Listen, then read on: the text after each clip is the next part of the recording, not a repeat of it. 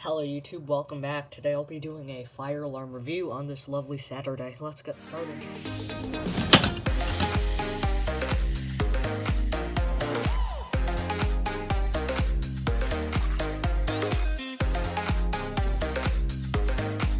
So this is an alarm you might not have seen that often. I believe it's an 896B. I haven't looked at the model yet. Yeah, I'm very prepared for this video. But let's go over the basic features of this alarm. It looks kind of like a speaker strobe, and they do make speaker strobe versions of this. There's no real way to tell other than estimating and inferring based on what other alarms are in the building. Let's say you see some Genesis horn strobes in the rest of the building that could have replaced these, then you'll know they're horn strobes. If you see a voice evac panel at the front of the building, then they're probably voice evacuation speakers. However, this particular model is a horn strobe, so that's what we're going to be reviewing. Now, you can see it has a frosted strobe at the bottom. It's not a light, it's a strobe. I got a couple comments that it's a modified light. It's a strobe, not a light. However, it does have a very similar design. You can see how it has the cone shape like that to the 4903 or 2903 speaker strobes. You can see it's very similar. Cone shape, fire both sides. Here we also have cone shape, fire both sides. However, they do make strobe versions of these lights, but this is a light and that's a strobe. The strobe on these is not very bright at all. Let me just clarify that. It's pretty dim, although it does kind of work. And also you can adjust the flash rate, so you can either have it flash normally or you can make it flash very, very fast. So on the back of this alarm, you can see that it has a trim plate, which is meant for this particular device. It can also be used without a trim plate, but it doesn't look as nice.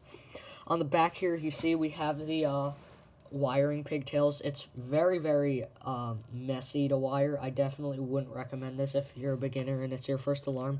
You can see you have 4 pigtails for the horn and 4 pigtails for the strobe, and it's really hard to mount on a back box because of how many wires there are and stuff like that. If you're installing this on your system and you have the 4x4 back boxes that aren't deep, then I would suggest getting a extender ring because you're going to have a lot of trouble mounting this. To take this alarm off of the, or to mount this alarm, you have to take a small screwdriver. I just use this little tiny one. And on the side here, you can see you have holes and another hole right there. So what you're going to have to do is you're going to have to push it in and then pry it up. Do that with the other side too. Push it in and pry it up. Now you have the strobe cover loose and you pull it off.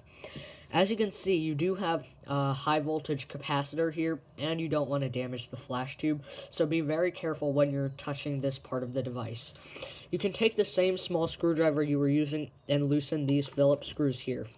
Now, sometimes these screws will be corroded. I've had a couple other of these units that I got from a different building, and they were very corroded, so I ended up having to cut them off. But be very gentle. You don't want to snap the plastic. Old plastic is weak. Once you do that, you can just carefully pull off this front plate. It's a little difficult, and there you go. Now you have this little plate here. This is what goes on the horn. Now, this is the actual horn strobe itself. It looks like it's a speaker, and it is. It's just a speaker with a circuit board that produces the tone. Here you can see you have the strobe. Again, you don't want to mess with that. And you can actually take the exact same small screwdriver that I've been talking about. And here's the little strobe selector. You can see if you turn it like that, that makes it soft, flash slower. Turn it like that. You can see you can mess with that a little. One last thing I forgot to mention before we set it off is that this alarm cannot code itself. It has no coding or volume options. You have to manually code it or code it with something like a fire alarm panel. So when I pull the alarm, it's just going to do continuous because I'm not hooking up to a panel.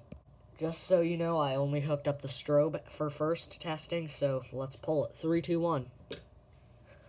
You can see right now it's flashing pretty fast, and I'm going to show you how you can adjust the flash rate. So do what I showed you before where you pry the sides. I wouldn't recommend doing this at all in a public building, and I wouldn't recommend doing this either while it's flashing because you could potentially get zapped by the high voltage parts. But you pull this off, and it's a little hard. You can see there, that's the flash tube right there. And then the little thing that adjusts the flash rate is right here. If you turn it here, you can get it to flash really slow. And then if you turn it the other way again, you can get it to flash faster.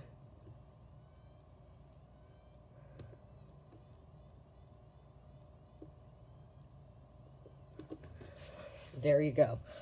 So yeah, that's that. I'm just going to reset the pull station, and there you go. This time I connected the horn too, and it's a very loud horn, so I'm going to do it pretty quickly. But yeah, 3, 2, 1.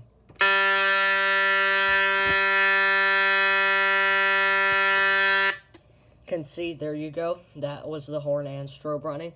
The horn sounds a lot like a fog horn. But yeah, to code it, you have to manually flip the switch up and down, or you have to use a panel to code it to march time. But I guess I can quickly go over some of the coding options.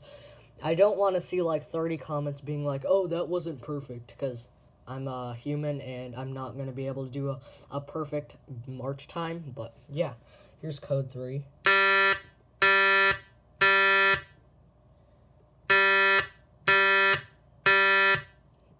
That wasn't perfect, but again, I'm a human and I'm not a coding machine. So now let me do march time.